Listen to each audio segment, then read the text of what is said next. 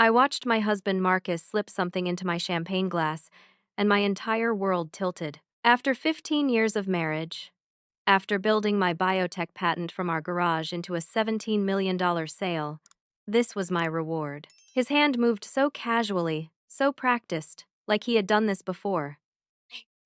My mother-in-law Patricia stood beside him, smirking at me over her pearls. The room sparkled with congratulations, but all I could see was betrayal crystallizing in that golden glass. Time slowed. My heart hammered. And then, I made my choice. Let me take you back to earlier that evening, about 3 hours before everything changed. The party was in full swing at our home in suburban Boston, and I should have been on top of the world.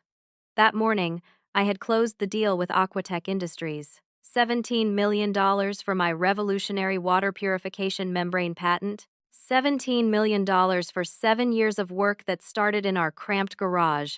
My name is Brianna, and I am a chemical engineer, 34 years old, passionate about clean water access, and apparently blind to what was happening in my own marriage. I spent my 20s working 3 jobs while developing this technology.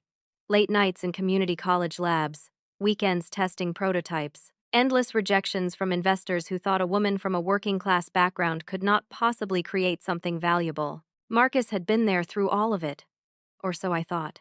We met in college, got married young, and he promised to support my dreams while he built his marketing consulting business. His business never quite took off the way mine eventually did, but I never held that against him. Marriage was supposed to be a partnership, right? The party was his idea. Actually, it was more like his insistence. I wanted something small, maybe dinner with close friends and family. But Marcus pushed for extravagance. He invited over 80 guests to our home. He hired caterers, ordered a champagne tower, brought in a live jazz band. The whole thing felt uncomfortable to me, like wearing shoes 2 sizes too small. And then there was Patricia, his mother. She insisted on helping plan everything, which really meant she took over most decisions. Patricia came from old money, the kind that has been in New England families for generations. She never thought I was good enough for her son. My parents were a mechanic and a grocery store clerk. I grew up in a small apartment in Worcester. Patricia made sure I never forgot the gap between us. That evening, she was cold to me as always. I watched her whisper with Marcus in corners throughout the party. They would stop talking whenever I came near. Her eyes followed me around the room with something I could not quite identify. Not just her usual disdain. Something darker. The house was full of people I barely knew. Marcus had invited most of them, his friends and business contacts. Very few of my actual colleagues were there. One exception was Emma, my lab partner and closest friend. She had been with me since the beginning, testing and retesting the membrane technology until we got it right. Emma was one of the few people I actually wanted at this party, but even Emma seemed worried about something that evening. She kept trying to pull me aside, but every time she got close, Marcus would appear and steer me away to meet another one of his guests. I was exhausted from the negotiations, overwhelmed by the crowd, and starting to feel like a stranger in my own celebration. Around 8 o'clock, I excused myself to find some aspirin. My head was pounding from the noise and the forced smiles. I went upstairs to Marcus' study, looking through his desk drawer where we kept basic medicines. That is when I found the paperwork. A life insurance policy. On me. For $500,000. Dated 2 months ago. I had never seen it before. Marcus had never mentioned it. My hands shook as I read through the details. He was the sole beneficiary. The policy was already active and paid in full. I sat down hard in his desk chair, my mind racing. Why would he take out a policy without telling me? We had talked about life insurance years ago and decided we did not need it since we had no children. This was new. This was secret. And it was a lot of money. The aspirin forgotten. I folded the papers and slipped them into my pocket. My headache had transformed into something sharper, a clarity that cut through my exhaustion. I walked back downstairs slowly, looking at the party with new eyes. Marcus was laughing with a group of his college friends. Patricia was directing the caterers with imperious gestures. The jazz band played something upbeat and cheerful. Nothing felt right anymore. Emma finally managed to corner me near the kitchen. She grabbed my arm and pulled me into the hallway. Her face was pale, her eyes urgent. Brianna, I need to tell you something. Last week when I dropped off those files at your house, Marcus was not home, but his study door was open. I saw paperwork on his desk. An insurance policy with your name on it. I did not want to snoop, but it was right there, and I just thought you should know. So Emma had seen it too. That meant it was real, not some paranoid invention of my tired brain. I just found it, I whispered back. He never told me about it. Emma's grip on my arm tightened. Brianna, something does not feel right. Maybe I am being paranoid, but with all this money now, and that policy, and the way he has been acting lately, just be careful, okay? Before I could respond, Marcus called out from the living room. Brianna, time for the toast. Everyone is waiting. Emma and I exchanged a look. She nodded slightly, releasing my arm. I walked back into the crowded living room, my heart beating too fast, my skin too cold despite the warmth of all those bodies pressed together. The champagne tower glittered under the chandelier. Marcus stood beside it, holding court, his smile wide and perfect. Patricia positioned herself on his other side, her expression smug. I watched from across the room as Marcus began pouring champagne into glasses, creating a cascade down the tower. He filled one glass with particular care, holding it up to check the color in the light. Then his hand moved to his pocket. Quick, practiced, casual. He pulled out something small and amber-colored, a vial. He glanced around, but everyone was busy talking, distracted by the spectacle of the champagne tower. Patricia was watching him closely. Their eyes met. She gave a tiny nod. And then Marcus emptied the vial into the champagne glass. My champagne glass. The one he had poured with such special care. Time fractured into slow motion. I could not breathe, could not move, could not process what I had just witnessed. My husband, the man I had loved for 15 years, the man I had sacrificed for, worked myself to exhaustion for, built a life with. He had just poisoned my drink, the insurance policy, $500,000, his distant behavior over the past 6 months, Patricia's smug expressions, the expensive party I did not want. It all clicked into place like a lock mechanism, each tumbler falling into alignment to reveal the terrible truth. They were trying to kill me. My hands went numb. My vision narrowed to that single champagne glass, golden and deadly and meant for me. Nausea rolled through my stomach. I wanted to scream, to run, to call the police. But something in me, some survival instinct deeper than panic, forced me to stay still, to think, to plan. Marcus called out again, his voice cheerful and loving. Brianna, come here, sweetheart. Time to celebrate your incredible achievement. I forced my legs to move, forced a smile onto my face, walked through the crowd of oblivious guests toward my own execution. Patricia watched me approach, her lips curved in what might have been a smile or might have been anticipation. Marcus held out the poisoned glass to me. For my brilliant wife, he said loudly, and everyone applauded. I reached for the glass, my fingers steady despite the terror coursing through me. Emma appeared at my elbow, her face tight with concern. She started to whisper something urgent, but Marcus cut her off. Emma, could you grab that bottle from the kitchen? We are running low. It was a dismissal. Emma hesitated, looking at me.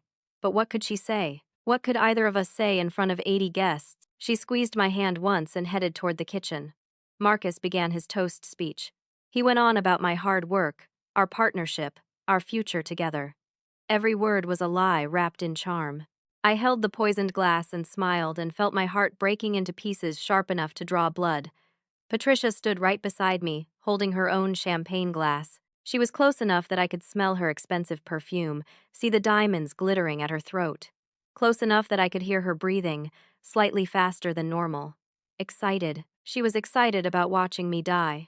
The realization unlocked something cold and clear in my mind. They thought I was naive, trusting, too focused on my work to notice what was happening around me. They thought I would drink the poison and collapse and die, and Marcus would inherit everything.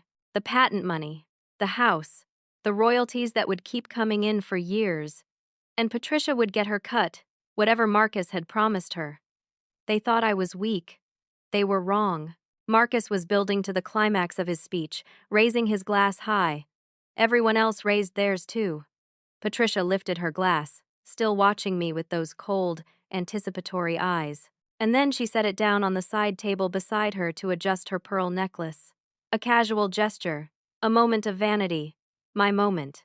My hand moved before I could overthink it. Smooth and fast, I switched our glasses. Mine for hers, poison for poison. Patricia finished adjusting her necklace and picked up the glass again without even looking. The switched glass. My glass. The one Marcus had prepared so carefully for me. To Brianna, Marcus finished with flourish. To her genius, her dedication, and to our beautiful future together. To Brianna, the crowd echoed. We all drank. I barely let the champagne touch my lips, just enough to sell the performance. But Patricia took a long, triumphant swallow. I watched her throat work as she drank the poison meant for me. Marcus was watching too, his eyes on me, waiting for me to collapse, waiting to become a wealthy widower. Nothing happened. I stayed standing, smiled, laughed at someone's joke. Marcus' expression flickered with confusion. His eyes darted to the glass in my hand, then to his mother. Patricia's face went pale. She set her glass down with a shaking hand and pressed the other hand to her stomach. Her eyes widened. She looked at Marcus, and I saw the moment she understood. He saw it too. His face went from confused to shocked to horrified in the space of a heartbeat. "Mother," he said, too quietly for anyone else to hear over the party noise. Patricia opened her mouth, but only a small gasp came out. She bent forward slightly, her hand clutching her stomach harder. Sweat broke out across her forehead, beading on her upper lip. She tried to speak again, and this time what came out was a moan of pain. The guests nearest to her noticed. The conversations began to falter. Patricia's knees buckled. Marcus grabbed her arm, holding her upright, his face a mask of panic and rage and disbelief. He looked at me, and in that look I saw everything. He knew. He knew I had switched the glasses. He knew his mother had drunk the poison meant for me. And he knew I had done it on purpose. Patricia vomited onto the expensive Persian rug. Someone screamed. The party dissolved into chaos. People rushed forward, backed away, pulled out phones. I stayed exactly where I was, playing the horrified daughter-in-law perfectly. "Patricia! Oh my God! Someone call an ambulance!" I cried out, moving toward her with apparent concern. Marcus held his mother as she convulsed, her body rejecting the poison. His eyes never left mine. In them I saw hatred pure and absolute. Not grief, not worry, just rage that his plan had failed. The ambulance arrived within minutes. Paramedics rushed in, asked rapid-fire questions that no one could answer. What did she eat? What did she drink? Any allergies? History of heart problems. Marcus rode in the ambulance with his mother, but before he left, he leaned close to me. "I know what you did," he hissed, so quietly only I could hear. "I have no idea what you mean," I said, just as quietly. "I am so worried about Patricia. I hope she will be okay." His jaw clenched so hard I could see the muscles jumping. Then he was gone, following the paramedics out to the ambulance. The party was over. Guests left quickly, murmuring condolences and confusion. Emma helped me usher everyone out. When the last person was gone, she turned to me. "What happened?" I wanted to tell her everything. The poison, the switch, the insurance policy. But the house suddenly felt dangerous, like it might be bugged or watched. Instead, I shook my head. "I will explain everything, but not here. Not now. Can you stay with me tonight?" She nodded without hesitation. Of course. We started cleaning up in silence, dumping out champagne, packing away uneaten catering food. My hands were still steady. I felt eerily calm, like I was watching myself from a distance. In the kitchen, when no one could see, I poured my switched champagne glass into a large potted plant and rinsed it thoroughly. Then I refilled it with fresh champagne from an unopened bottle in the fridge, just in case anyone checked later, just in case the police came. They came at 2 in the morning. Detective Laura Hendricks was sharp-eyed and experienced, the kind of woman who missed nothing. She asked gentle questions with a steel core underneath. What happened at the party? What did Patricia eat or drink? Any conflicts in the family? Any reason someone might want to hurt her? I played my part. Confused, worried. Loving daughter. In law, concerned about her husband's mother. Emma backed me up, her own confusion entirely genuine since I had not yet told her the truth. The police bagged the champagne glasses, including the one I had so carefully prepared. They searched the kitchen and the living room. Detective Hendricks watched me with intelligent eyes, but I gave her nothing to find. Nothing but concern and bewilderment. Marcus did not come home until dawn. When he finally walked through the door, he looked like he had aged 10 years. His expensive suit was wrinkled. His eyes were bloodshot. He reeked of hospital and fear. We were alone. Emma had fallen asleep on the couch. Marcus and I stood in our kitchen, in the house we had shared for over a decade, and looked at each other like enemies. "You switched the glasses," he said flatly. "I do not know what you are talking about," I replied, my voice steady. "Yes, you do. Somehow you knew. Somehow you switched them. Why would I do that? Why would anyone poison Patricia? It makes no sense." "Cut it out, Brianna. I saw your face. You knew." I decided to take a risk. I pulled the insurance policy from my pocket and dropped it on the kitchen counter between us. "Maybe we should talk about this instead. About why you took out a $500,000 life insurance policy on me without telling me, 2 months ago. Right around the time you started acting distant." He went pale, his mouth opened and closed. Finally, he said, "That was Mother's idea. She thought we needed protection given your risky lab work. My lab work is not risky. I work with membranes and water filtration, not explosives. Accidents happen." "Yes," I agreed. "They do. Like tonight." "What do you think happened tonight, Marcus?" He said nothing. We stared at each other across the kitchen counter, across 15 years of marriage, across a chasm that had always been there but I had been too blind or too hopeful to see. "I think you should go to the hospital," I said quietly. "Be with your mother. I will be here when you get back. We can figure all of this out together." It was the right thing to say. It made me sound innocent, concerned, devoted. Marcus looked at me with something like uncertainty, like maybe he had been wrong about what I knew. Good. Let him doubt. Let him wonder. He left for the hospital again. I woke Emma and told her everything. Her face went through shock, horror, disbelief, and finally grim determination. "We need to call the police," she said. "Not yet. I need proof. Real proof. His word against mine is not enough. So what do? We wait," I said, "and we watch. And when he makes his next move, we will be ready." But I was not just going to wait. I had already decided on my next step. If Patricia survived the poisoning, and the doctors said she likely would since paramedics got to her fast, then she was a liability to Marcus. She was also potentially my greatest weapon, because Patricia was conscious now, and she knew what had really happened, and I was going to make sure she told the truth. The hospital confirmed what I had suspected. Patricia had been poisoned with ethylene glycol, commonly known as antifreeze. Sweet, tasting, easy to disguise in alcohol, and deadly if not treated quickly. The doctors said she would survive, but her kidneys were damaged. She would be sick for a long time. Detective Hendricks called me that afternoon with more questions. Could I come to the station? Completely voluntary, of course. Just trying to understand what happened. I agreed immediately. Innocent people cooperate with police investigations. Marcus was already there when I arrived. He looked worse than he had that morning, unshaven and hollow-eyed. We sat in separate rooms. Detective Hendricks talked to me first. She asked about Patricia's relationships, her health, her habits. She asked about the party, who was there, who had access to the drinks. She asked about my marriage to Marcus. Any problems? Any stress? The patent sale must have been exciting. How did Marcus feel about it? I answered honestly about most things. The patent was exciting. Marcus seemed happy for me. Patricia and I had never been close, but I respected her as my husband's mother. The party was crowded and chaotic. I did not see anyone acting suspicious. When she asked if I knew about the life insurance policy, I paused just long enough to seem surprised, then said yes. Marcus had mentioned it recently. "For security," he said. I thought it was a good idea. I might have signed paperwork. I could not quite remember.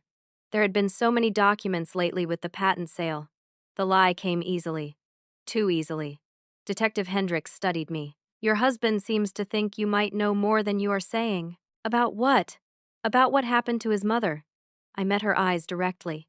I was in the room when Patricia collapsed. I saw what everyone else saw. She got sick very suddenly. If Marcus is implying something else, you would have to ask him what he means. After 2 hours of questions, they let me go home. Marcus left separately. We did not speak. The house felt contaminated now, full of his betrayal and my rage. Emma had cleaned everything from the party. The champagne tower was gone. The rented furniture returned. All evidence of the celebration erased except for the memory of watching my husband try to murder me. I could not stay there. Emma drove me to a hotel, a nice one downtown where I could think clearly. In the anonymous quiet of that hotel room, I made my plan. Patricia was the weak link.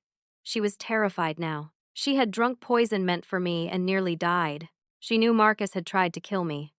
Whatever deal they had made, whatever money he had promised her, it was not worth her life.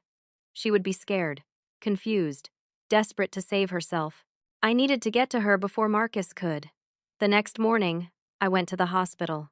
Visiting hours had just started. I told the nurse I was Patricia's daughter-in-law, that I wanted to sit with her since Marcus needed to go home and rest. The nurse bought it.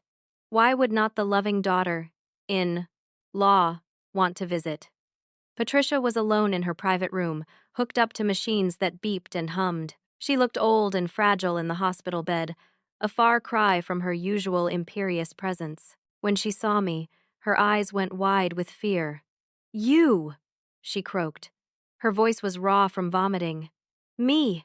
I agreed. I pulled a chair close to her bed and sat down, close enough that I could speak quietly, close enough that she could see I was not afraid of her. "You switched the glasses." "Yes." "You knew." "Yes." She closed her eyes. A tear leaked from the corner of one eye, tracking down her papery cheek. "He said it would be easy, painless, that you would just fall asleep. He lied. He has been lying to both of us." There it was, the crack I needed. I leaned forward. "Patricia, tell me everything. Tell me the truth. Because right now, you are the one who drank the poison. You are the one who almost died. The police are investigating, and it would be very easy for Marcus to let you take all the blame." Her eyes opened, sharp despite the fear. "What do you mean? You are his mother. Everyone knows you never liked me. Everyone knows you thought I was not good enough for your son. It would be easy for Marcus to say you tried to poison me out of jealousy or spite, that he had no idea what you were planning. He walks away clean, you go to prison. Is that what you want?" I watched her process this, watched her realize I was right. Marcus would throw her under the bus without hesitation if it saved himself. "What do you want from me?" she whispered. "The truth. All of it. Why did you do this? How long has Marcus been planning it? What was he offering you?" Patricia closed her eyes again.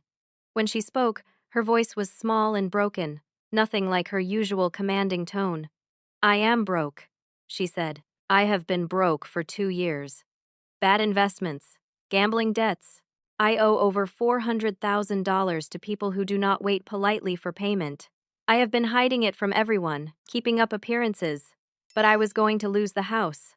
Everything. Marcus knew. He has known for months, so he offered you money. $500,000, enough to pay off my debts and have some left over.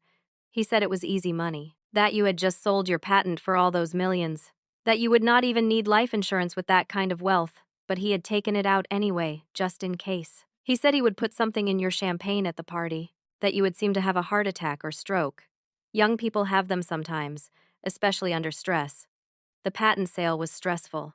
You had been working so hard, and you believed him. I wanted to believe him. I needed the money. And I never liked you, Brianna. You were always so smart, so accomplished. You made my son feel small. He told me how you belittled him, how you made him feel worthless, how you cared more about your work than your marriage." I laughed, a bitter sound. "None of that is true. I know that now," Patricia said, and there was something like shame in her voice. "Lying here, thinking I was going to die, I knew. Marcus lied about everything. He made me think it was a mercy, that you would not suffer, that it would be easy. But he gave me that poison and it was agony. If that was what he planned for you, then he is a monster. And I helped him. She started crying then, harsh sobs that made the machines around her beep alarms. A nurse came in, looked at me suspiciously. I think you should go, the nurse said. She needs rest, but I had what I needed. Before I left, I leaned close to Patricia's ear. The police will come to question you, I whispered. Tell them the truth. All of it. It is your only chance. I left the hospital and sat in my car in the parking garage, shaking. I pulled out my phone and looked at the voice recording app. Still recording. Everything Patricia had said was captured clearly. Confession number 1. But I needed more. I needed to know how deep this went. I needed to understand who my husband really was. I drove back to the house, the one I had shared with Marcus for so many years. I had keys, of course. It was still legally my home, too. Inside, everything was quiet. Marcus was at the hospital, or maybe the police station. I went straight to his study and started searching. His computer was password protected, but I knew his passwords. He had always been careless about security. I went through his emails, his files, his browser history. What I found made me sick. Emails with someone named Kristen. Intimate emails, love emails. Emails planning a future together. Emails that dated back 18 months. He had been cheating on me for a year and a half. There were also emails discussing the patent, how much it might be worth, how to make sure Marcus got access to the money, how Brianna was too trusting to suspect anything, how they just needed to wait for the sale to go through, then they could be together. Kristen had a signature line in her emails. Regional Sales Manager, PharmaCorp Solutions, a pharmaceutical company, access to medications, access to poisons. I kept digging. Bank statements showed Marcus had been draining our joint accounts for months, transferring money to accounts I did not recognize. Credit card statements I had never seen showed charges for jewelry, hotels, expensive restaurants, all hidden from me. And then I found the checkbook. Patricia's checkbook, left in Marcus' desk drawer. I flipped through it. 3 checks written to Marcus over the past 6 months. 50,000, 100,000, 150,000. Total, $300,000. Patricia had been funding Marcus' affair, funding his secret life, probably funding the murder plot too. My phone buzzed. A text from Detective Hendricks. Can you come back to the station? New developments. I gathered everything I had found, took photos of all the documents, and drove to the police station. When I arrived, Detective Hendricks' face was grim. Patricia has confessed, she said. She told us everything. We have arrested Marcus. The media descended like locusts. Local engineer survives husband's poison plot after patent sale. My face was on every news website, every local television station. Reporters camped outside the hotel where I was staying. They called my phone non-stop until I changed the number. They tracked down Emma, my parents, old colleagues, anyone who had ever known me. I became a story, a victim, a survivor, a symbol. I hated it, but I cooperated because Detective Hendricks said it would help the case. I did one interview with a journalist named Catherine Wells, someone Emma's lawyer friend recommended. Catherine was professional and respectful. She let me tell the story in my own words. The interview aired on a major network, and suddenly public opinion shifted entirely in my favor. The investigation grew larger than just Marcus' attempt on my life. Detective Hendricks was thorough. She dug deeper, pulled threads, and the whole rotten tapestry unraveled. Kristen was arrested 3 days after Marcus. Kristen, the pharmaceutical sales rep who had access to medications and chemicals through her job, who had been sleeping with my husband for 18 months, who thought she was going to get half of my patent money and live happily ever after with Marcus. She had provided the antifreeze, had coached Marcus on dosage, had helped him plan the whole thing. The police found texts between them, explicit and damning. Texts where they discussed how much I worked, how obsessed I was with my research, how I would never see it coming. Texts where they mocked me, called me the nerd, laughed about how easy it would be. There were photos, too, of them together, in restaurants, in hotel rooms, in my bed. My bed. They had been using my house for their affair whenever I was at the lab working late, which was often. Marcus had filmed some of it, like trophies, like proof that he could have everything. My money and his mistress and his freedom. The financial investigation was even worse. Marcus had opened credit cards in my name without my knowledge. $70,000 in debt I knew nothing about. He had forged my signature, used my social security number, maxed out the cards buying gifts for Kristen, jewelry, trips, designer clothes. He had also been systematically draining our joint accounts. Small transfers, a few thousand at a time, into accounts in his name only. Over 2 years, he had moved almost $90,000 out of our shared finances into his private accounts. And the insurance policy. That $500,000 policy he had taken out on my life. The premiums were paid from one of those secret accounts, using money he had stolen from our marriage. Detective Hendricks laid it all out for me in her office one afternoon, 2 weeks after the poisoning. Emma sat beside me, holding my hand as we went through the evidence. Each new revelation was a knife wound. I had been working myself to exhaustion, believing we were partners, believing he supported my dreams. Meanwhile, he was stealing from me, cheating on me, and planning to kill me. There is more, Detective Hendricks said quietly, about Patricia. Of course there was. Patricia had not just been funding Marcus out of desperation for her own debts. She had been complicit from the start. Emails showed she had encouraged Marcus to marry me in the first place, back in college. I had won a prestigious scholarship, had shown promise in my field. Patricia saw me as an investment. If her underachieving son married the smart girl, maybe some of that success would rub off. Maybe I would make money eventually. She called me the investment in emails to Marcus from years ago, before we were even engaged. They had been discussing my potential value as a spouse, like I was a stock portfolio. When my early patent attempts failed, Patricia grew impatient. She wrote to Marcus, "Maybe the investment was not as promising as we thought. Cut your losses before you waste more time." But Marcus had stayed. Not because he loved me, because he still believed I might succeed. And he was right. I did. And the moment I did, he decided to cash out. The affair with Kristen had started at a medical conference I had sent Marcus to as my representative. I was too busy in the lab to go myself, so I asked him to network for me. Instead, he met Kristen. She was beautiful, polished, from a wealthy family. Everything Patricia had always wanted for her son. Kristen knew about the patent work. Marcus had told her all about it, about how I was close to a breakthrough, about how much it might be worth. She saw the same opportunity he did. If they could get me out of the way, Marcus would inherit everything. They could be together, wealthy and free. Patricia's gambling debts were real, but her participation in the murder plot was about more than money. Emails showed she resented me deeply. Resented my success, my education, the attention I got in news articles about emerging engineers. Her son was supposed to be the successful one. Instead, he was married to a woman who made him look ordinary by comparison. She made my son feel worthless. Patricia had written to Marcus, "You deserve better. You deserve someone who builds you up, not someone who outshines you." I sat in Detective Hendricks' office and listened to all of this and felt like I was hearing about someone else's life. How had I missed it? How had I been so blind? Emma squeezed my hand. "You were not blind. You were trusting. That is not a character flaw, Brianna. It is a virtue. They exploited your trust. That is their sin, not yours." But it did not feel that way. It felt like I had been a fool.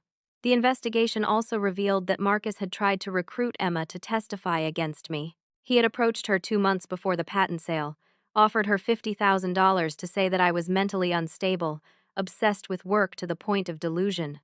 Possibly a danger to myself. He wanted to establish a narrative that I might harm myself, make the poison look like suicide.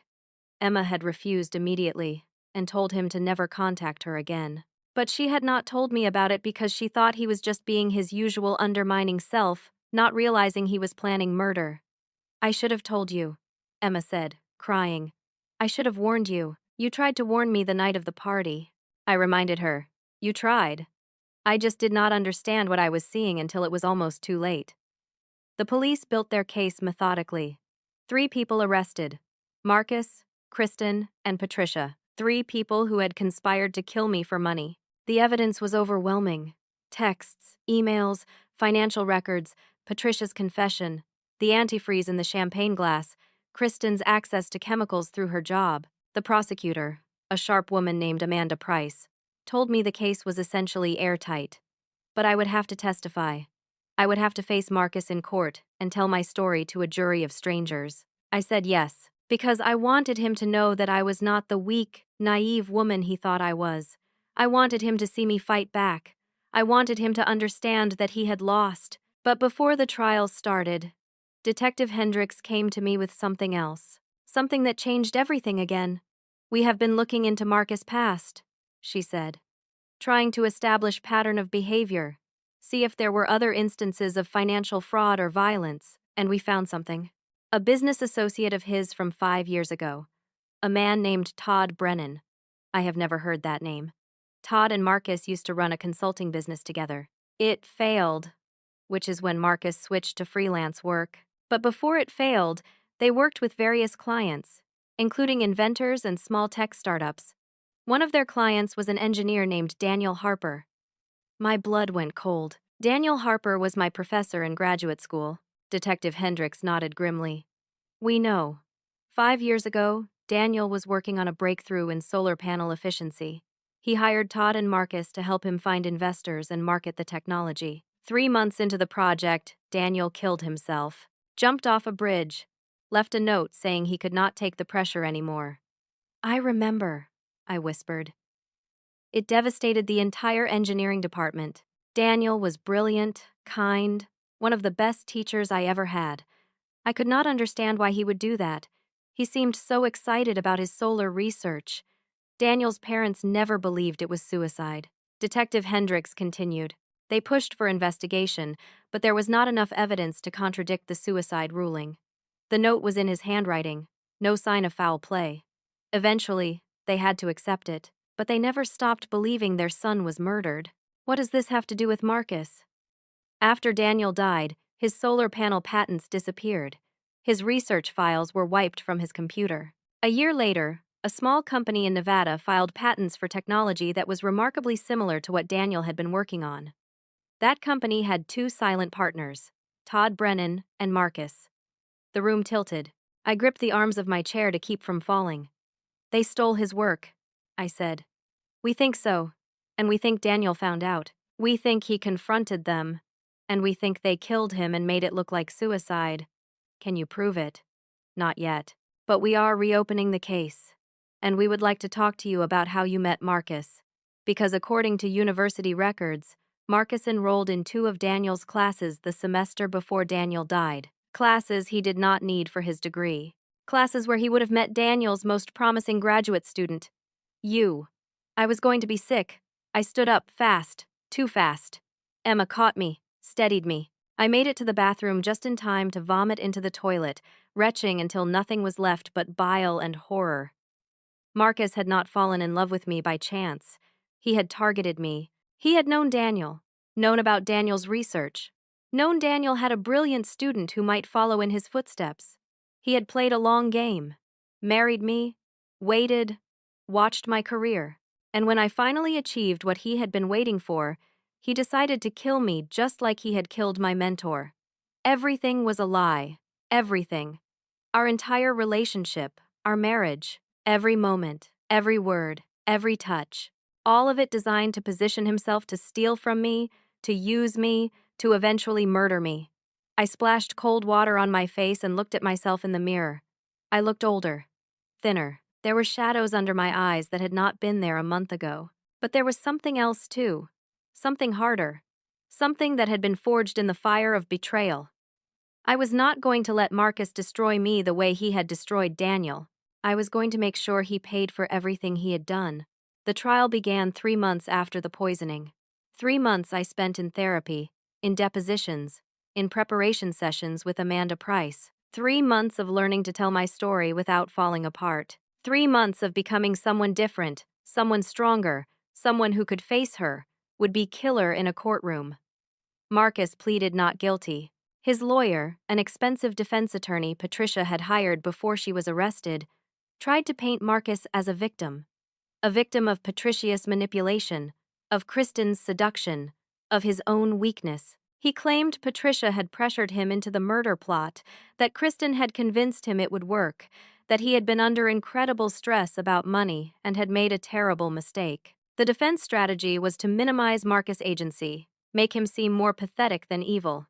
It might have worked if the evidence was not so damning.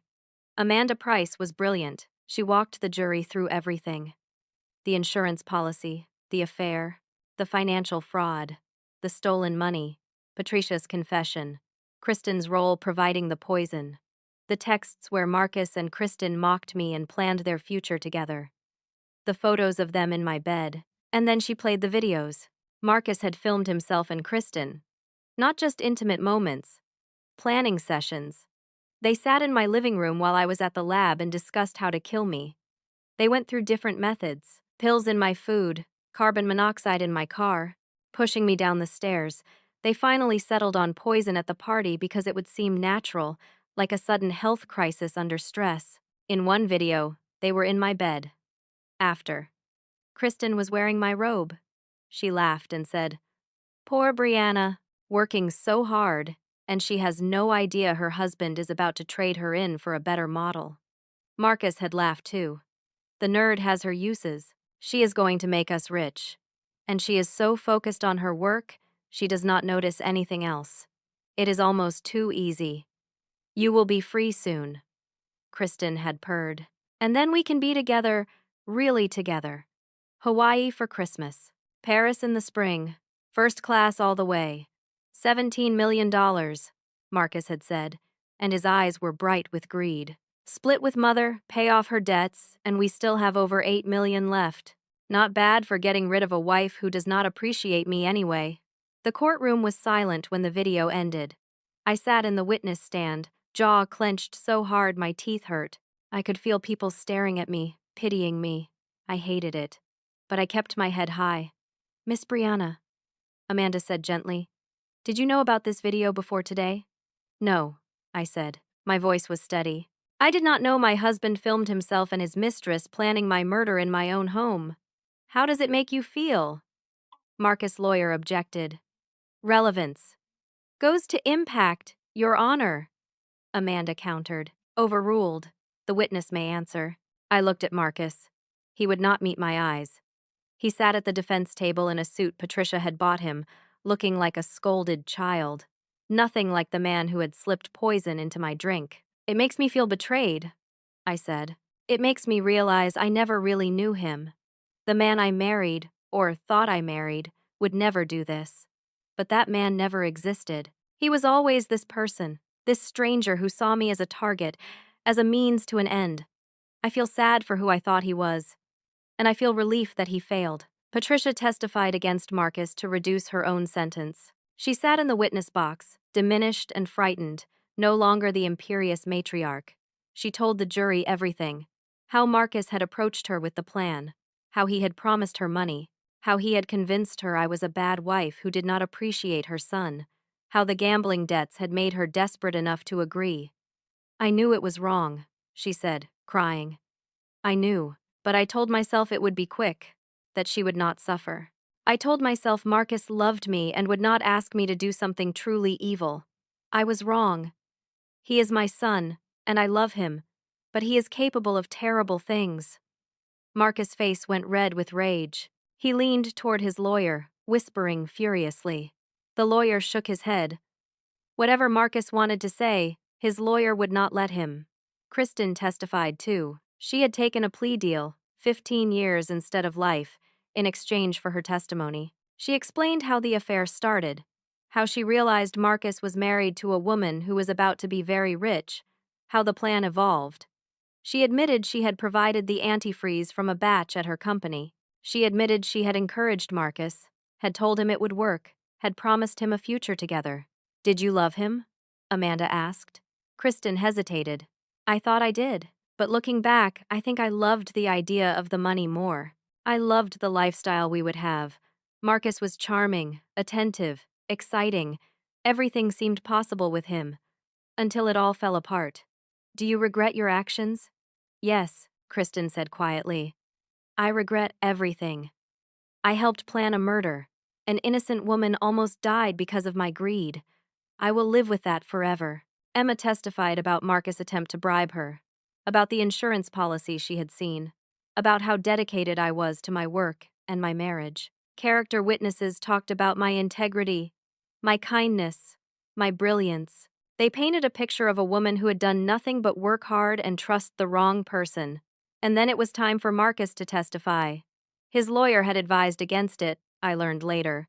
But Marcus insisted. He wanted to tell his side. He wanted to make people understand. He took the stand and told a story I barely recognized. In his version, I was cold, distant, obsessed with work to the point of neglecting our marriage. I made him feel small, worthless, emasculated. I never appreciated his sacrifices, the way he had supported my career while his own languished. I took him for granted. I made him feel invisible in his own home. I never meant for it to go this far. Marcus said, and he seemed to believe it, I just wanted out. I wanted a life where I mattered, where someone saw me. Kristen saw me. She made me feel important. And the money, yes, I wanted the money. I felt like I had earned it, like I had put in my time supporting Brianna's dreams. Was that so wrong? So you decided to kill her? Amanda asked on cross-examination. I never wanted her to suffer. It was supposed to be painless. But you did want her dead. Marcus hesitated. I wanted a way out. I wanted my life back. You wanted her money. I wanted what I deserved. And what you deserved, in your mind, was $17 million and your wife's death. It sounds terrible when you say it like that. Mr. Marcus, it is terrible. There is no way to say it that makes it less terrible. You plotted to murder your wife for money, yes or no? Silence. Then, quietly, yes. The jury deliberated for less than 3 hours. Guilty on all counts. Attempted murder, conspiracy, financial fraud, identity theft. The judge sentenced him to 25 years in prison. Kristen got her 15 years. Patricia got 8. I sat in the courtroom and watched them lead Marcus away in handcuffs. He looked at me one last time. His eyes held no remorse, no apology, just resentment. He blamed me even now, for working too hard, for being too successful, for not dying when he tried to kill me. I felt nothing. Not satisfaction, not grief, not relief, just exhaustion. Outside the courthouse, reporters swarmed. I made a brief statement that my lawyer had prepared. I thanked the jury, the prosecution, the police. I said I was grateful for justice. I said I wanted to move forward with my life and my work. What I did not say was that I felt hollowed out, that I did not know who I was anymore without the marriage I had believed in, that I was terrified of trusting anyone ever again. I went home to Emma's apartment. She had insisted I stay with her instead of a hotel. That night, we ordered takeout and sat on her couch, and I finally broke down. All the tears I had held back during the trial, all the pain I had compartmentalized to get through testimony and evidence and seeing Marcus' face every day. I was so stupid. I sobbed. No, Emma said fiercely. He was evil. You were trusting. Those are not the same thing. I should have seen it. How? He spent 15 years lying to you. He was good at it. That does not make you stupid. It makes him a sociopath. But I could not let it go.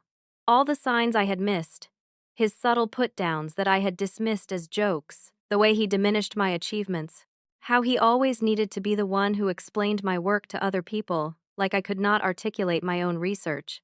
The financial oddities I had ignored because I trusted him to handle our accounts, the nights he came home late, smelling like perfume that was not mine.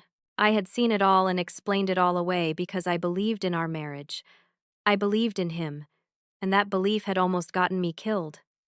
I am never getting married again, I said. Emma pulled me close. Maybe not. Or maybe someday you will meet someone who deserves your trust, but right now, you do not have to think about that. Right now, you just have to heal. I stayed at Emma's apartment for 2 weeks.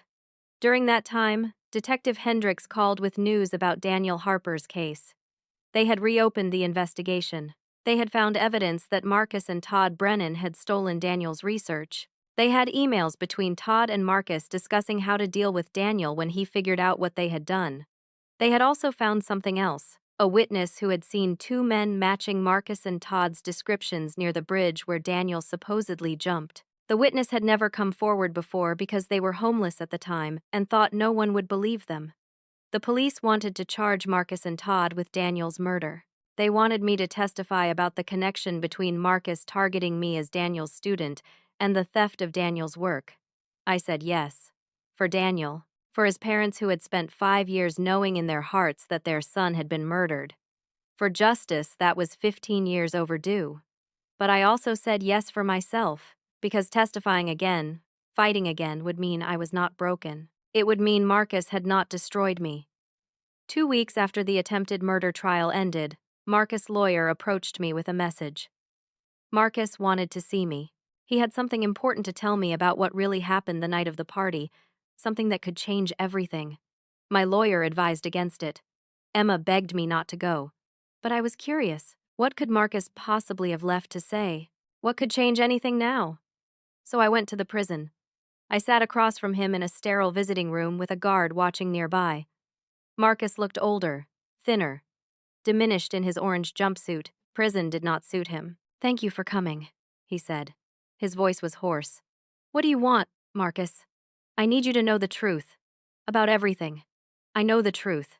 The jury heard the truth. You tried to kill me." "It is bigger than that," Marcus said. "The plot was bigger than you know." And then he told me about Todd. Marcus' confession spilled out of him like poison he had been holding too long. Todd Brennan, his former business partner, had suggested killing me first. Years ago, when I was still working on early prototypes, Todd had floated the idea casually over drinks. If she succeeds, that is a lot of money. And if something happened to her, you would inherit it all. Just saying. Marcus claimed he had dismissed it at first, but the idea took root. Todd kept bringing it up, kept normalizing it, kept making it seem reasonable, logical, smart, even. Why should Brianna get all the credit and all the money for work Marcus had supported her through? What Marcus really wanted me to know, what he had brought me here to tell me, was about Daniel Harper. Todd and Marcus had not just stolen Daniel's solar panel research, they had murdered him. "Daniel figured it out," Marcus said, his voice flat. "He realized we had copied his work, that we were going to file patents under a shell company. He confronted us, said he was going to the police, to the university, to everyone. He had evidence, emails, files, everything. So you killed him." Todd did. "I helped. We made it look like suicide. The note, the jump, all of it was staged. Daniel was already dead when we threw him off that bridge." I felt sick. Daniel's kind face flashed through my memory. His enthusiasm for his research, his genuine care for his students. Marcus had murdered him. Murdered my mentor. "Why are you telling me this?" I asked. "Because Todd is still out there. Because he is the one who pushed me to go after you too. After Daniel, Todd had leverage over me. He knew I was involved in a murder. He threatened to expose me if I did not help him with other schemes. Over the years, we found other inventors, other engineers with promising work. We would befriend them, learn about their projects, and then steal what we could."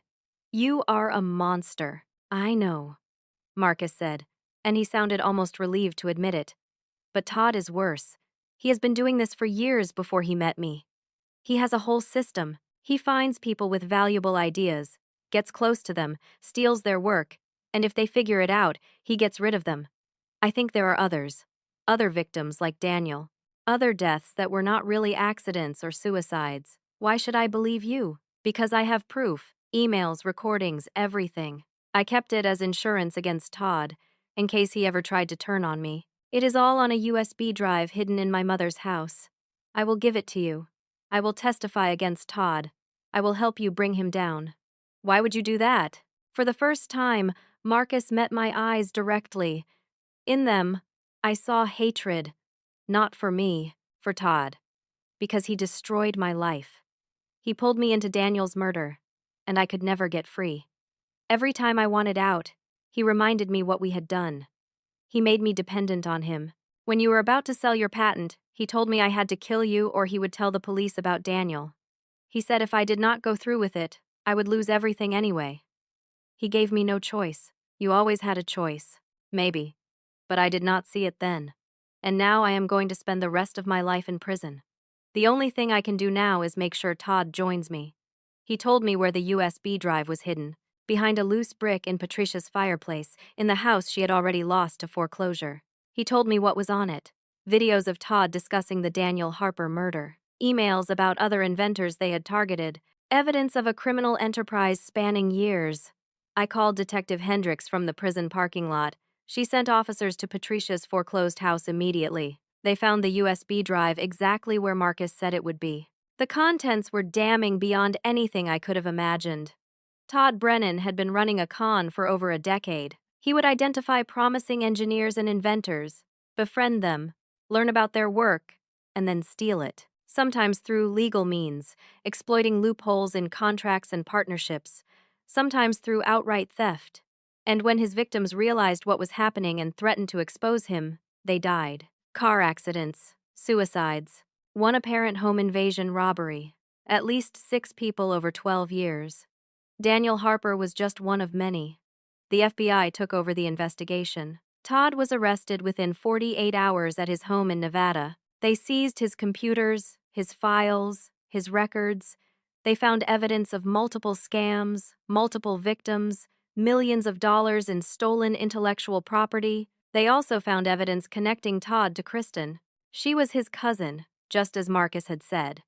Todd had told her about Marcus' wife, the brilliant engineer on the verge of a major patent sale. He had suggested Kristen seduce Marcus, help convince him to kill me, and then Todd would help Marcus hide the evidence and launder the money. Todd would take a cut, of course. 30%. It was never just about Marcus wanting out of our marriage. It was an organized crime. Todd had made a career out of destroying people like me and like Daniel. The prosecutors charged Todd with 6 counts of murder and multiple counts of fraud, theft, and racketeering. Marcus agreed to testify against him in exchange for a reduced sentence. Patricia confirmed everything, adding details about Todd's influence over her son. Kristen, facing new charges as part of Todd's criminal enterprise, also turned state's witness. I was asked to testify again, not just about the attempt on my life, but about Daniel, about how Marcus had targeted me as Daniel's student, about the pattern of predation that connected all of Todd's crimes. Daniel's parents came to meet me before the trial. They were elderly now, worn down by grief and vindication mixed. Daniel's mother hugged me and cried. "We knew," she kept saying. "We knew he would not leave us like that. We knew something was wrong." Daniel's father gave me a box. These were his research journals. The police returned them after they finished with the evidence. "We want you to have them. Daniel always said you were his most brilliant student. He would want you to have his work." I took the journals home and spent a week reading them. Daniel's handwriting, his diagrams, his excitement about his discoveries. And in the last journal, dated 3 days before his death, I found a letter, addressed to me, Brianna. It began. "If you are reading this, something has happened to me. Marcus and Todd Brennan have stolen my solar panel research. I have proof, and I am going to the police tomorrow. But I want you to know, in case they try to stop me, that this is not your fault. I brought Marcus around the lab too much, trusted him too easily. If these men try to approach you, stay away from them. They are dangerous." The letter continued. "I want you to know you are the most brilliant student I ever taught. Your mind works in ways that will change the world. Whatever you create, protect it fiercely. Trust your intelligence, but verify everything. These men tried to steal from me, but they cannot steal your mind. You are going to do extraordinary things, Brianna. I believe in you completely." It was dated 7 years before my patent sale, 7 years before Marcus slipped poison into my glass. Daniel had tried to warn me, and he had died before he could. I brought the letter to the trial. I read it on the stand, my voice breaking. The jury listened with rapt attention. Todd sat at the defense table, impassive, showing no remorse. When I finished reading, I looked directly at him. "Daniel was right," I said. "I did create something extraordinary, and because I was smart enough to see the poison before I drank it, I am here, and you are going to prison. You tried to steal from me like you stole from Daniel. You failed. They all failed, and Daniel's legacy lives on." Todd was convicted on all counts. Life in prison without possibility of parole. Marcus' sentence was reduced to 40 years for his cooperation, but it meant he would die in prison. He was 42. 40 years meant he would be 80. too if he survived that long. After the trial, I visited Daniel's parents one more time. I showed them the memorial I was planning, the Daniel Harper Innovation Center, a state of the art research facility that would support engineers working on clean energy and environmental technology. I was funding it entirely with money from my patent, $10 million to start, with more to come from ongoing royalties. Daniel's name will be on a building where brilliant people do world-changing work. I told them, he will be remembered the way he should be, as a visionary, a teacher, and a good man. Daniel's mother held my hand. He loved teaching you, she said. He would come home and talk about your questions, your insights. He said you were going to change the world. He was right. The Daniel Harper Innovation Center opened 6 months later. I hired Emma as Chief Operating Officer. We employed 75 people in the first year, most of them women engineers, many of them from backgrounds like mine, working class, underestimated, hungry to prove themselves. My water purification technology was now providing clean water to over 2 million people in developing nations. I had developed 2 more patents, improving and expanding the original technology. My company was generating $50 million in revenue annually. Time magazine named me one of the 100 most influential people in technology. Forbes did a profile on my company. Universities invited me to speak. Young women in STEM programs reached out for advice and mentorship. But the achievement I was most proud of was the scholarship fund I established in Daniel's name. Every year, we provided full funding for 10 engineering students who showed exceptional promise but lacked financial resources. Students who might give up without support. Students like I had been. The first scholarship recipient was a young woman from Kenya who was working on improving solar efficiency. Her designs built on Daniel's original research, the work that Todd and Marcus had tried to bury. I attended her graduation 3 years later. She thanked Daniel in her speech, even though she had never met him. His work lived on. 1 year after the night Marcus tried to kill me, I stood in the coastal laboratory of the Daniel Harper Innovation Center and watched the sun set over the Atlantic Ocean. The lab was beautiful, all glass and light and cutting-edge equipment. 20 researchers were working on projects that would bring clean water and renewable energy to communities around the world. I had moved to Maine after selling the house in Boston. I could not stay in that house where Marcus had betrayed me, where he had planned my death, where he had filmed himself with his mistress in my bed. I sold it and bought a small cottage on the coast, simple and peaceful, with a view of the ocean. The quiet suited me. I spent my mornings in the lab, my afternoons in meetings or working on new designs, my evenings walking on the beach. I was rebuilding myself piece by piece, learning to trust again, learning that not everyone was like Marcus. Therapy helped. Dr. Moore and I talked through everything: the betrayal, the self-blame, the fear that I would never be able to trust my own judgment again. She helped me see that intelligence includes emotional intelligence, that trusting people is not weakness, and that Marcus' ability to deceive me was his skill, not my failure. You chose to see the best in someone you loved. Dr. Moore told me, that is not naive, that is hopeful, and hope is what allowed you to survive and rebuild. I started dating again, slowly and carefully. I met Andrew, a marine biologist, at an environmental technology conference. He was kind, secure in himself, fascinated by my work. He asked questions about my research because he genuinely wanted to understand, not because he was trying to steal it. He celebrated my achievements without feeling threatened by them. We took things slow, no rush to marry, no pressure to define what we were. Just honest companionship. It felt revolutionary after 15 years of lies. My family was closer than ever. My parents visited often, proud of what I had built. My younger sister Dana had started her own graphic design business with a loan I gave her.